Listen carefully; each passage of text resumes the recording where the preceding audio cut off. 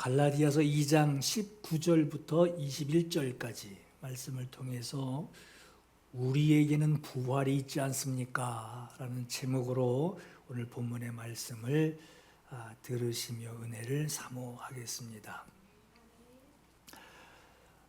어쩌다 보니 참 다행스럽게도 그리고 또 생각을 해보니 너무 감사하게도 하나님을 알게 됐고, 그리고 하나님께 내가 큰 은혜를 받은 것을 알게 되고, 그리고 세상 사람들은 인정하지 않지만 우리 육신의 이 인생이 마치면 흙으로 돌아가게 될 때에 그곳으로 인생이 끝이 아니라 부활이 있다라고 하는 것, 그리고 그 부활 중에는 천국으로 가는 부활이 있으며 심판으로 가는 부활이 있는 것을 알게 된 것.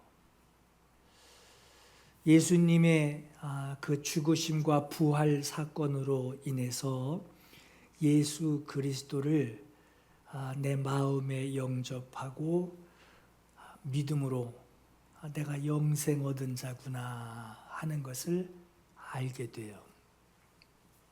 자, 여기까지 우리가 알게 되었다면, 이렇게 진리가 뭔지를 알게 되었고 진리를 영접하여 알게 되고 영접하게 된 이후로 이 세상에서 그리스도인으로 우리가 살아갈 때 하나님께 대하여, 하나님과 관계를 두고 하나님께 대하여 사는 사람으로 살려면 어떻게 살아야 될까? 이게 이제 우리의 과제예요.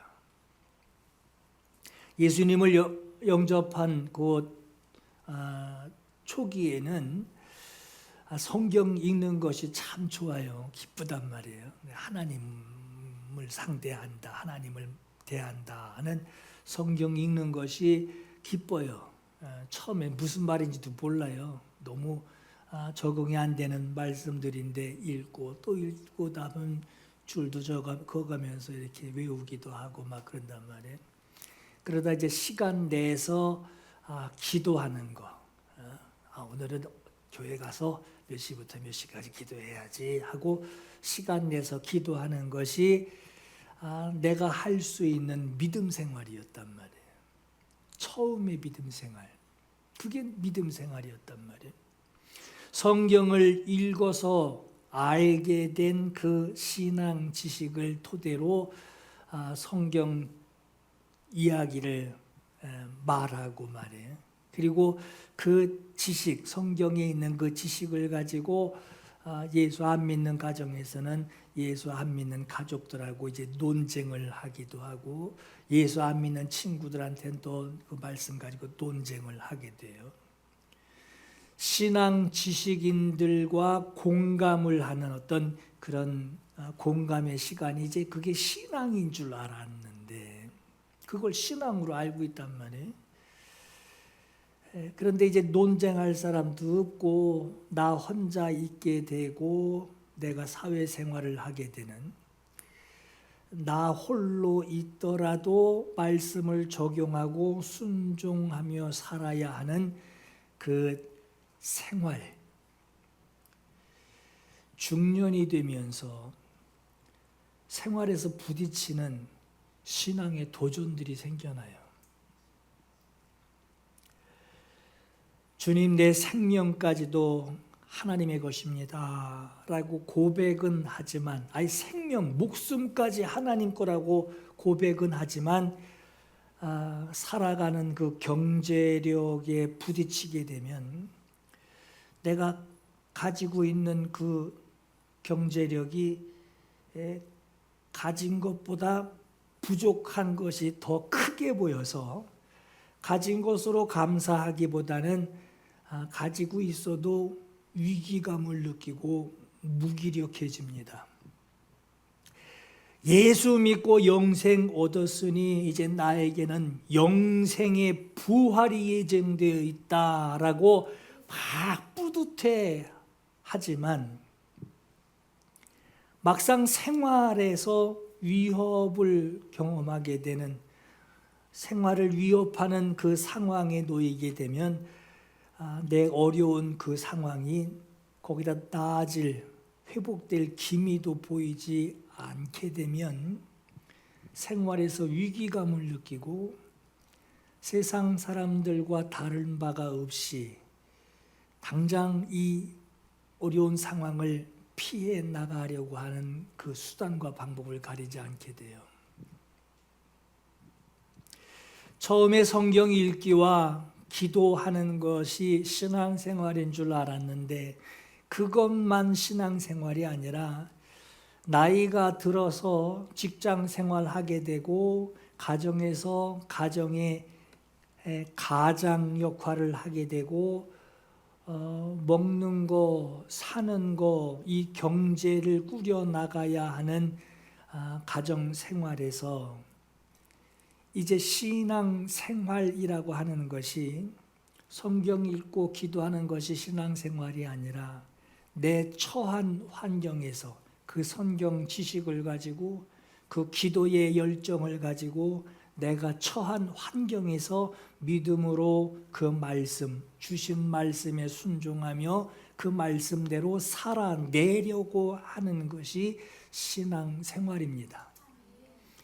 순종하기 때문에 하나님 말씀 붙들게 되는데 어떤 것은 순종하려고 할 때에 그것이 녹록지가 않아요. 쉽지 않단 말이에요. 그러한 생활에서도 순종하는 그 신앙생활에 아주 무리하게 순종을 요구할 때도 있고, 손해보는 것이 분명히 눈에 보여요. 손해보는 그 순종을 요구할 때도 있고, 순종했다가 나에게 피해가 올 것이 있어요. 피해가 있는 것을 알면서도 인내해야 하는 순종, 인내해야 하는 상황도 생기게 됩니다. 순종, 신앙생활은 생활 가운데 있어요. 성경에 이삭이 가나안 땅에 있을 때에 가나안 땅에 큰 기근이 들게 됩니다. 그 기근을 참다 못해서 애굽 땅으로 피난 가려고 할 때 그때 하나님의 음성을 듣게 됩니다. 하나님께서는 이삭에게 애굽으로 내려가지 말고 가나안 땅에 머무르라 라고 지시하십니다. 참 받아들이기 어려운 하나님의 명령이에요. 오죽했으면 그 애굽 땅으로 가려고 했을까? 살 길이 막막하고 어렵기 때문에 애굽으로 가려고 했던 것인데 그런 상황 속에서 이 상황을 아시는지 모르시는지 내려가지 말라라고 하십니다. 그럼 가나안 땅에서 가족들과 함께 굶어 죽으라는 말이냐? 만약에 이삭이라는 사람이 자기의 주관이 아주 분명한 자기 주관을 가지고 있고 거기다 고집까지 강한 사람이었다고 한다면 이삭은 결코 하나님의 명령에 순종하지 않았을 겁니다. 알고 있는 성경 구절, 하나님에 대해서 알고 있는 성경 구절들 막 찾아가면서 자신이 왜 하나님의 말씀에 순종할 수 없는지를 설명을 해가며 끝까지 자기의 고집을 꺾지 않으려고 했을 거예요. 그런데 이삭은 그렇게 하지 않았습니다. 하나님께 두말 없이 순종했습니다. 자신의 의지, 자신의 생각, 자신의 판단을 가지고 있었지만 하나님의 명령 앞에 그거 다 땅속에다 묻어버립니다. 그리고 비록 이성적으로 이해되지 않는 하나님의 명령이었지만 무조건 하나님의 명령에 순종했습니다. 성경의 그 결과가 어떻게 되었느냐? 이삭의 삶이 엉망이 되어버리지 않았어요. 무가치하고 행복하지 못한 인생을 살지 않았어요. 성경에는 모든 소출을 이전보다 100배나 거두는 엄청난 축복 가운데서 기쁘고 행복한 삶을 살게 됩니다. 하나님을 섬기는 다니엘은 하루에 3번, 아침에 9시, 12시, 오후 3시에 하루 3번 예루살렘을 향하여서 기도하는 기도의 삶을 살았는데, 그 다니엘을 모함하는 세력들로부터 왕에게 기도 3번 하는 거, 기도하는 자를 이제 모함을 하게 되죠. 그 모함의 결과가 이제 사자굴에다가 던져지는 일을 겪게 되는데, 다니엘의 신앙생활은 기도하는 것뿐만 아니라 사자굴에 던져지는 그 일을 몸으로 겪어내야 했던 것이 다니엘의 신앙생활이었어요. 모함의 계획들이 다니엘에게 들려졌지만 다니엘은 결코 숨어서 기도하지 않고 평상시와 똑같이 창문 활짝 열어놓고 예루살렘을 향하여 기도하게 됩니다.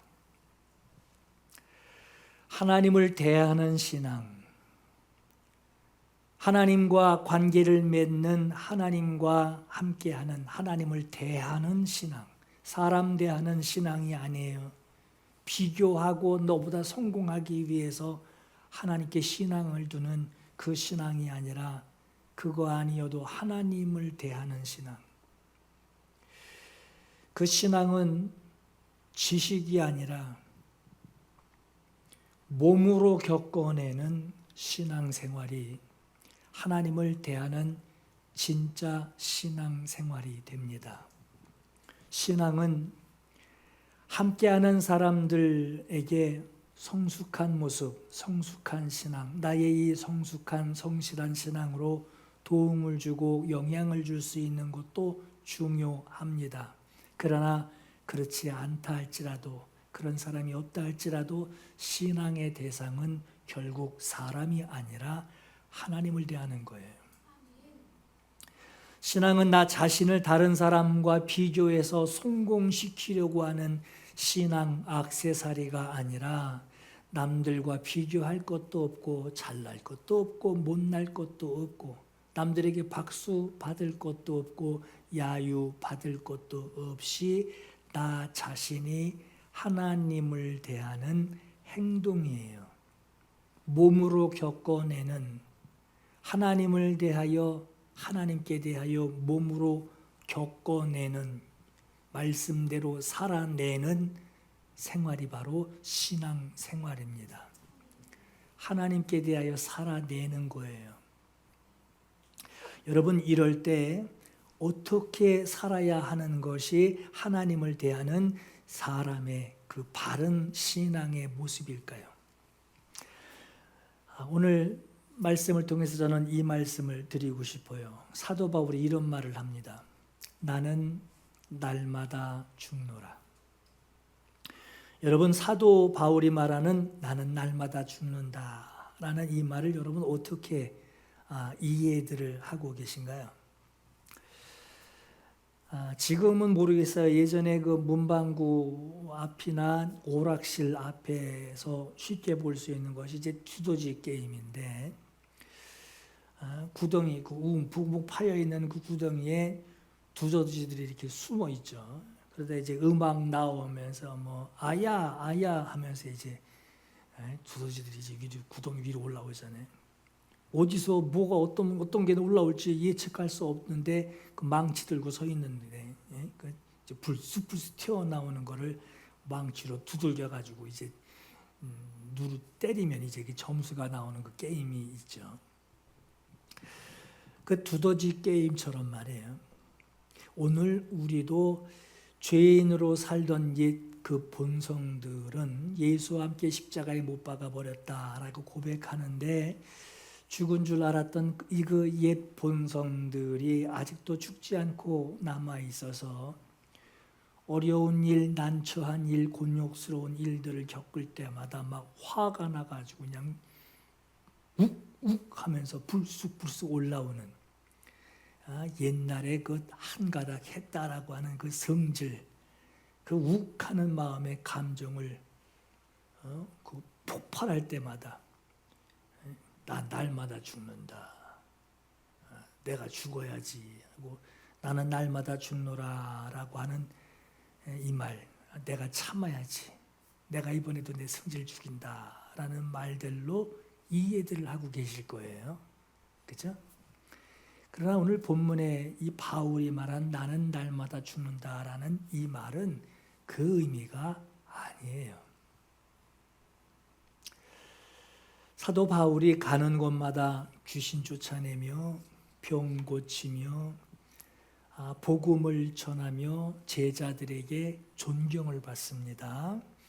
그런데 예수 그리스도의 그 죽으심과 부활을 전하는, 그 전도하는 그 일 때문에 사도 바울이 어려움을 겪어요. 성경에 그 기록들이 있어요. 매도 여러 번 맞게 되고 감옥살이도 하게 되고 돌에 맞아 죽을 뻔하고 죽은 줄 알고 내다 버린단 말이에요.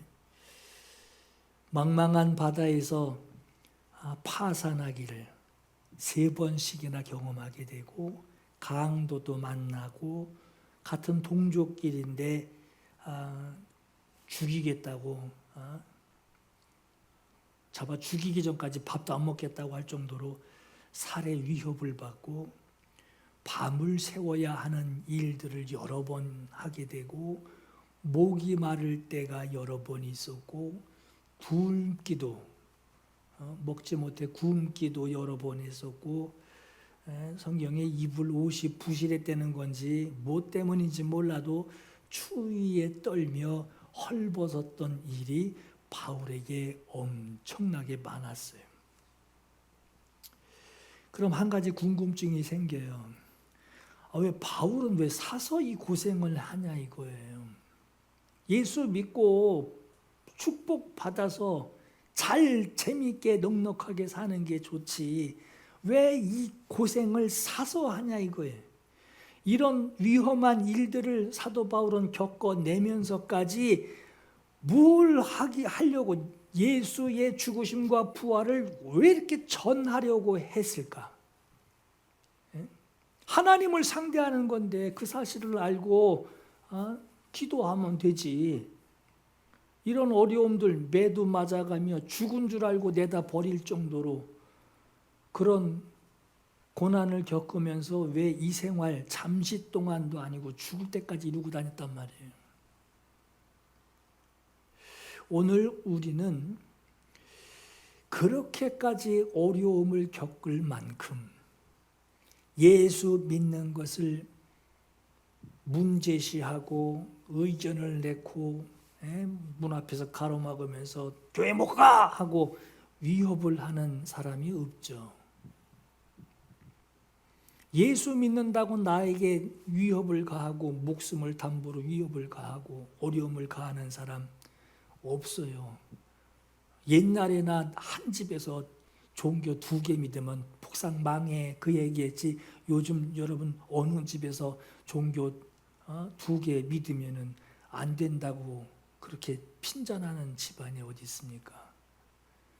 아주 지독한 집안은 또 그런 얘기 할지도 모르겠어요. 예수 믿는 환경, 오늘 우리 예수 믿는 이 환경이 그런 위협도 없고 그런 어려움도 가하는 환경이 없어요. 그런데 믿음이 간절하지가 않죠. 오히려 이런 상태에서 믿음 때문에 사도 바울이 겪은 그런 일들을 내가 겪어내야 한다 하고 누가 얘기를 한다면 신앙생활 시작도 안 할 거예요. 교회 근처도 안 갈 겁니다.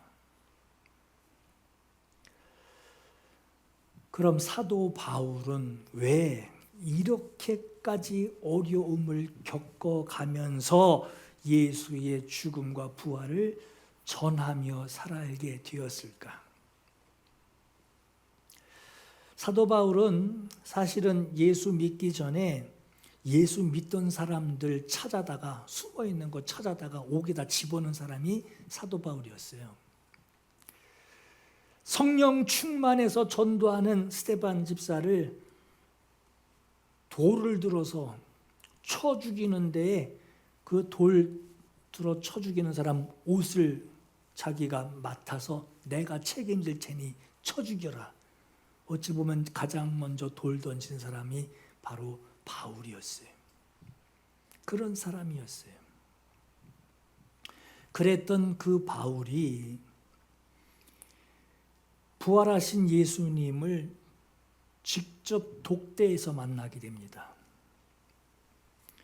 자기가 핍박했던 그 예수님이 자기의 구세주요, 세상의 심판주요, 다시 오실 재림주이신 것을 그가 확실히 주님을 독대하며 만나게 됩니다.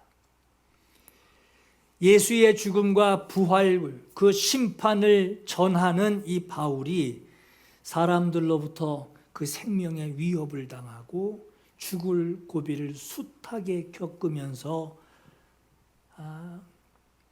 그 일을 돌이키지 않고 그리스도를 위해 죽을 때까지 복음을 전하는 자가 될 수 있었던 것은 사도 바울이 많이 공부해서 그렇게 살아야지 했던 것이 아니라 직접 만난 경험 때문이었어요. 예수님을 직접 만났어요. 그런 그가 스스로 말하기를 나는 날마다 죽습니다 라는 말을 한 겁니다. 여기 나는 날마다 죽노라 라고 하는 이 31절의 이 말씀 한 구절만 가지고 나는 날마다 죽노라 한다면 사람들이 그 생각할 거예요. 두더지 같이 말이고 두더지 게임 같이 그냥 불쑥불쑥 튀어나오는 그 옛 근성들, 그 성질들 참아내며 마음을 다스려야지 하는 참아야지 하는 그런 의미로 들리게 돼요. 그러나 오늘 성경에 기록한 이 문맥상에서 이 말이 왜 나왔는지를 보면은 그 의미가 뭔지를 우리가 알게 돼요. 이 나는 날마다 죽습니다. 나는 날마다 죽노라 라고 하는 이 말은 부활장이라고도 하는 부활을 말하는 고린도전서 15장에 있는 말씀이에요. 그 고린도전서 15장에서 31절에 기록한 말씀이 바로 나는 날마다 죽노라입니다. 이 구절을 새번역, 표준 새번역에서는 이렇게 번역을 해요. 나는 날마다 죽음의 위협을 당합니다. 그래서 나는 날마다 죽음을 경험합니다. 죽음의 위협이 있어서 죽음을 경험한다는 거예요. 다시 말해서 자기를 위협하는 그것들을 대할 때마다 내 승질, 내가 참아야지라는 그 뜻이 아니라 복음 때문에 매번 죽을 수도 있는, 고생이 아니라 그 자리에서 죽을 수도 있는 위협을 받고 있다는 거예요. 그 죽음의 위협을 받으며 살아가기 때문에 자기는 언제 어느 때 죽을지 모르는 그런 삶을 계속 징검다리 건너듯 살고 있다라고 하는 겁니다. 그럼 죽을 뻔했네 해가면서 그 생활, 그 고난의 생활, 그 죽을 뻔하는 그 생활을 멈추지 않는 이유가 뭐냐는 거예요. 그 이유는 주님 만난 거예요. 주님 만나서 그런 거예요. 주님 예수님 죽으시고 부활하셨다. 며칠 만에 사흘 만에 부활하셨다. 배워서 주님 부활한 것을 학습해서 내가 이제 공부한 대로 살아야지. 그래서 그 힘든 일을 하는 것이 아니라 누가 아니라고 가르쳐도 거기에 노 할 수 있는 직접 만난 경험이 있는 거예요. 진짜 직접 만났어요. 죽은 분이 부활하셨어요. 부활하셨다라는 소문이 있는데 그분을 살아계신 분으로 직접 만난 거예요. 자신이 죽을 위협을 받으면서까지 복음으로 살려고 하는 이유가 여기 있습니다. 예수께서 부활하신 것 같이 이제 자기도 영생의 부활이 자기에게 일어날 것이 분명하다라고 하는 거예요. 예수 죽으시고 부활하셨으니 부활이 있는 것이고 나도 예수께서 말씀하신 대로 부활한다. 영생의 부활이 내게 있다라고 하는 것을 내가 알고 있기 때문에 사도 바울은 그 생활을 나는 날마다 죽노라. 날마다 죽을 뻔했다. 하는 거예요. 고린도전서 15장 19절에 그리스도께서 죽은 자 가운데서 다시 살아나셨다 전파되었거늘. 이미 전파됐다는 거예요. 너희 중에 어떤 사람들은 어찌하여 죽은 자 가운데서 부활이 없다 하느냐. 만일 죽은 자의 부활이 없으면 그리스도도 다시 살아나지 못하셨으리라. 그리스도께서 다시 살아나지 못하셨다면 우리가 전파하는 것도 헛것이요 또 너희의 믿음도 헛것이며 또 우리가 하나님의 거짓 증인으로 발견되리니 우리가 하나님이 그리스도를 다시 살리셨다고 증언하였습니다. 만일 죽은 자가 다시 살아나는 일이 없으면 하나님이 그리스도를 다시 살리지 아니하셨으리라. 만일 죽은 자가 다시 살아나는 일이 없으면 그리스도도 다시 살아나신 일이 없었을 터이요. 그리스도께서 다시 살아나신 일이 없으면 너희의 믿음도 헛되고 너희가 여전히 죄 가운데 있을 것이요. 또한 그리스도 안에서 잠자는 자도 망하였으리니 예수 믿다가 죽은 자도 그들 인생 헛산 거라는 거예요. 만약에 부활이 없다면 만일 그리스도 안에서 우리가 바라는 것이 다만 이 세상의 삶뿐이면 그런 게 뭐가 중요해? 여기서 잘 살아야지. 이 세상의 성공뿐이라면 모든 사람 가운데 예수 믿는 그분 때문에 고생하고 그분 때문에 죽을 고비 넘기고 그분 때문에 인내하고 그분 때문에 하늘에 소망을 두고 내가 지금 손해보고 그렇게 사는 우리가 정말 불쌍한 자들이라는 거 하는 거예요. 부활이 없다면. 이만큼 사도 바울에게는 죽음을 초월할 만큼 아주 중요한 신앙이 부활 신앙이었습니다. 사도 바울은 부활하신 예수님을 의지하고 살아가는데 그분을 증거하고 그분을 전하는 그 일을 가지고 사는데 세상에서 하나님 내가 이렇게 사니 하나님 나 요거 해주세요 하는 세상에서 위로받으려고 하는 그 마음 단 1도 없었어요.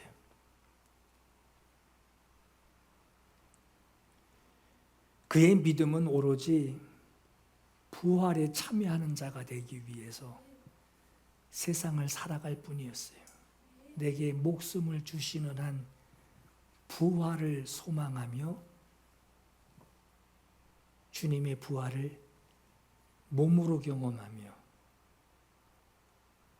주님의 죽으심을 몸으로 경험하며 전하며 사는 것뿐이었습니다. 나는 날마다 죽노라. 이 말은 고린도전서 15장의 마지막 결론으로 사도 바울이 이렇게 기록을 합니다. 그러므로 나의 사랑하는 형제 자매 여러분, 굳게 서서 흔들리지 말고 주님의 일을 더욱 많이 하십시오. 여러분이 아는 대로 여러분의 그 수고, 주님의 일, 주님을 섬기는 그 일을 하는 그 수고가 절대 헛되지 않습니다. 우리에게는 부활이 있지 않습니까? 이러한 바울이 고백한 그 본문의 말씀, 여러분 주목하시기 바라요. 내가 그리스도와 함께 십자가에 못 박혔나니, 나는 죽었다는 거예요. 네, 그리스도와 함께 죽었다. 그런즉 내가 그리스도와 함께 죽었다. 난 죽었어요. 그런즉 이제는 내가 사는 것이 아니요 그리스도께서 사시는 것이다. 그래. 자기의 자아가 완전히 죽어서 더 이상 내 뜻과 내 의지대로 살 수 없고 그리스도의 뜻만으로 살아간다라고 하는 거예요. 여러분, 예수 그리스도인이 됐다. 예수 그리스도인의 매력이 뭔지 아세요? 예수 그리스도인, 그러니까 예수 믿는 사람, 그리스도인이 된 그 매력, 그 매력이 뭡니까, 여러분? 여러분, 무슨 메리트를 갖고 계세요? 예수 믿는 사람이 됐다, 그리스도인이 되었다라고 하는 그 매력은 난 죽었고 예수께서 사신다. 요게 그리스도인의 매력이에요. 인생 사는 것이 뭐냐? 난 죽었고 예수님이 사셨어. 내가 지금 돌아다니는 거 난 죽었고 예수님이 사셨어. 요게 그리스도인의 매력이에요. 내가 그리스도와 예수 그리스도와 십자가에서 죽은 그 이후로 예수께서 사신다라는 거예요. 나는 죽었다는 거예요. 여러분, 이 종교인들은 요 매력을 느끼지 못합니다. 종교인들은 예수 그리스도인이 되었다, 복 받아야 돼, 이걸 매력으로 생각해요. 그 불상 앞에서 그래 해봤자 소용없어. 예수님 앞에 막 헌신하고 그래서 복 받아야 돼. 종교인의 매력은 거기에 있어요. 그러나 진짜 예수 그리스도인 바울처럼 말이에요. 바울의 이 매력이 뭡니까? 내 몸에는 그리스도 믿음의 상처, 예수 그리스도의 흔적이 있다고 그러죠. 바울의 매력이었어요. 바울이 뭐 훤출하게 멋있게 잘생겼을 것 같죠? 성경에 보니까 볼품없대요. 말도 어눌하고요. 글만 잘 쓰고 말도 어눌하고 생긴 것도 얼마나 고난받고 살았는지 그냥 꾸부정하고 볼품도 없고. 그런데 예수님을 전하는 그의 매력이 뭐냐? 내가 예수 죽은 줄 알았는데 살아 계시다. 내가 그분을 만났다. 나는 죽었고 그분은 사셨다. 이게 사도 바울의 매력이었어요. 종교인들은 이 매력 모릅니다. 가지고 있는 소득 차이 가지고 매력을 느낄 뿐이지. 사도 바울 성경에 보니까 세 들어 살았어요. 월세. 사도행전 맨 끝자락에 나옵니다. 사도 바울이 오늘 본문 19절에 하나님께 대하여 살려 함이라. 이 말씀이 좀 새로우셨으면 좋겠어요. 하나님께 대하여. 내가 사람들 앞에서 막 유명해지고 뭐 그거 좋죠. 그러나 그건 부수적인 것이고 사람들이 있으나 없으나 신앙은 뭐냐? 대상이 하나님이에요. 하나님께 대하여 살려고 합니다. 하나님과의 관계에서 내가 살려고 하려 합니다. 이 정의를 한 것처럼 인생에 어떤 위협이 와도 그 위협이 내 목숨을 죽일 수 있을 만한 일이라고 해도 그 위협이 내 생명을 걷어가는 것이 아닙니다. 예수님 그러셨죠? 이를 내게서 빼앗는 자가 있다는 것이 아니요 내가 스스로 버리노라 그러죠. 그 위협이 내 생명을 걷어가는 것이 아니라 하나님께서 자 아무개야 이제 그만이다 부활 기다려라 하시는 그 말씀을 하실 그때까지는 죽음을 두려워하지 않는다라고 하는 거예요. 이러한 결심을 가지고 사도 바울이 고백한 것 너무나 유명한 말씀이 있죠. 사도행전 20장에 보라 이제 나는 성령에게 매여 예루살렘으로 가는데 거기서 무슨 일을 당할지 나는 알지 못하노라. 오직 성령께서 각 성에서 내게 증언하여 내게 일어날 일들 결박당하는 거 환난당하는 것이 너를 기다린다 말씀하시나 그것 때문에 어이구 난 싫어요 그럼 하고 피한 것이 아니라 내 달려갈 길 주 예수께 받은 사명 이 일을 마치려 하면은 내 생명조차 조금도 귀한 것으로 여기지 아니하노라. 하나님이 허락하시면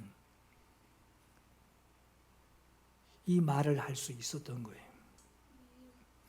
하나님께 대하여 살려 함이라. 여러분 인생의 어떤 좀 모티브로 잡았으면 좋겠어요. 하나님께 대하여 살려 함이라. 나는 하나님께 대하여 살려 함이라 하는 이 말은 자기에게 부활이 이루어질 때까지 예수께서 자기를 살게 하신다라고 하는 거예요. 주님과 함께 죽지 않는 사람들은 십자가에서 주님과 함께 죽은 것으로 확신하지 않는 사람들은 이 메리트를 알 수도 없고 볼 수도 없고 느낄 수도 없는 매력입니다. 이제 내가 육체 가운데 사는 것은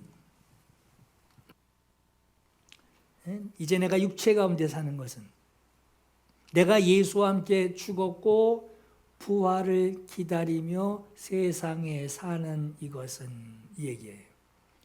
내가 예수와 함께 죽었고 나는 죽었고 예수께서 사신다.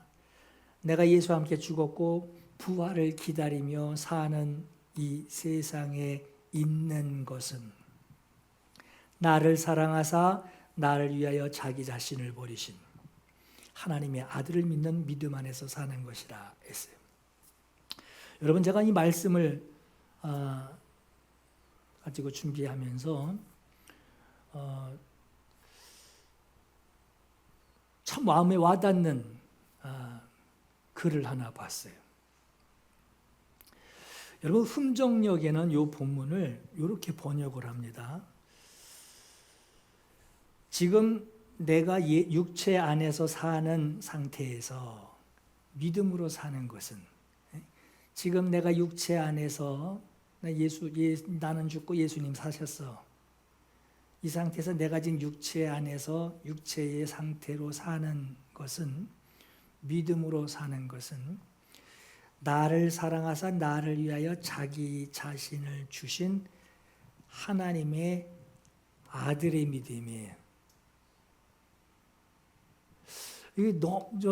저는 여러분 이 글을 잘못 읽었나? 그래서 다른 번역들 이렇게 비교해 봤어요. 근데 이 흥정역에 내가 믿음으로 주님 따르겠습니다. 믿음을 보시옵소서 이 믿음이 아니고 아들의 믿음이에요. 나를 위해서 죽으신 그 아들.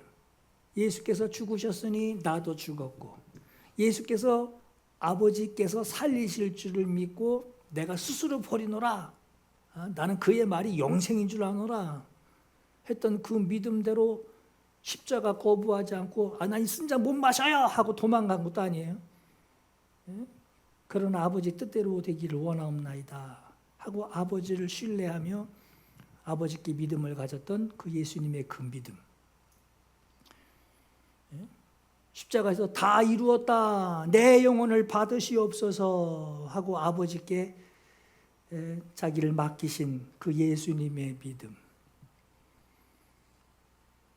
그의 죄 없이 함을 없는 것을 하나님이 아들을 살리시죠. 죄 없는 본디 죄 없으신 분으로 하나님이 아버지가 살리신단 말이에요.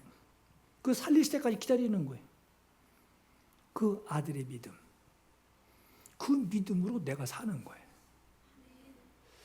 저는 이 번역이 너무 충격이었어요. 여지껏 하나님 앞에 그냥 내 믿음의 점수만 쫙 올리려고, 오늘 80점이야, 90점 돼야 돼, 막 이러고 내 점수, 믿음의 점수 올리려고 애를 쓰고 안간힘을 쓰는데, 오늘 우리의 믿음은 내가 믿음을 만들어가는 것이 아니라 주님께 붙어 있으면 되는 거예요. 아들의 믿음이에요. 그분의 방법, 그분의 기다림, 아버지께서 아버지여 내 영혼을 아버지께 맡기나이다 하듯이 그 아들의 믿음으로 나는 죽고 예수님 사시는 거야 하는 그 믿음을 우리가 사는 거예요.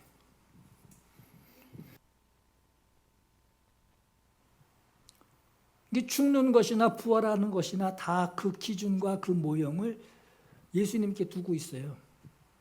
다 이렇게 해서 이렇게 살아야지. 그것도 없어요. 그냥 내려놓는 거예요.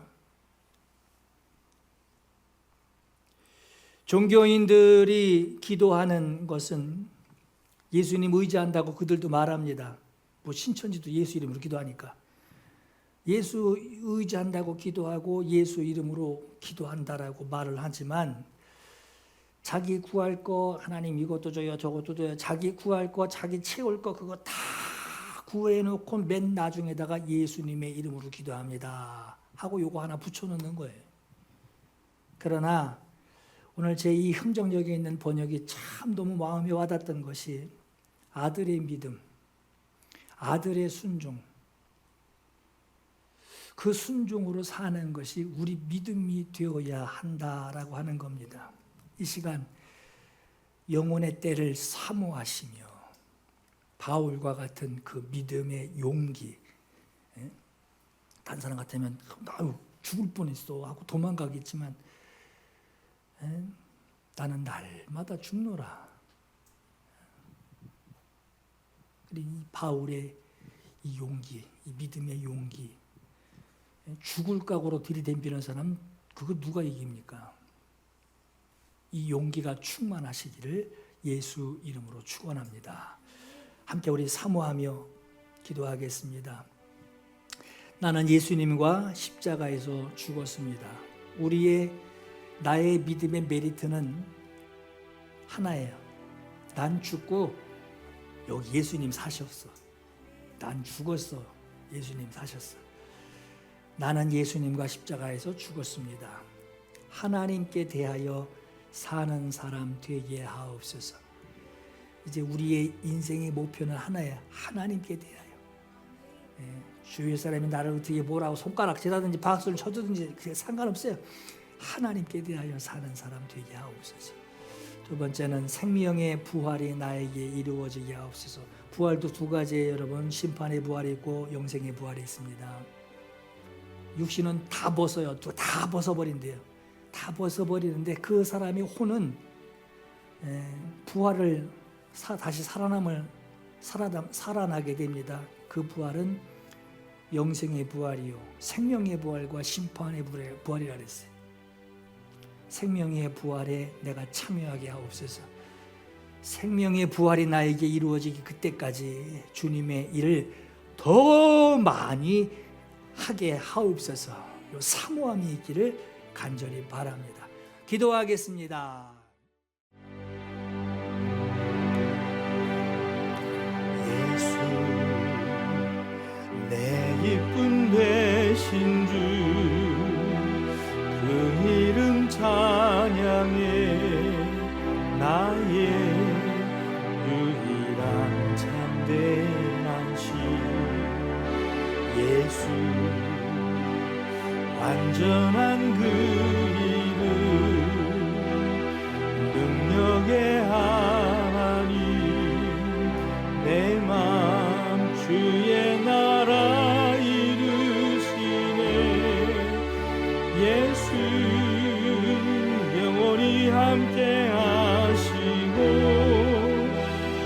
다시 세우시네. 그 사랑 무엇도 끊을 수 없네. 예수 완전한 소망 되시고 무너진 맘 채우시네. 그 약속 우릴 결코 놓지 않네. 예수 내 기쁨 내신 주, 그 이름 찬양해.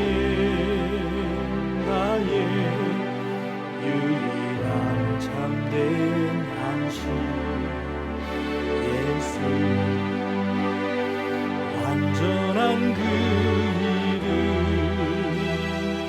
능력의 하나님, 내 맘 주의 나라 이루시네.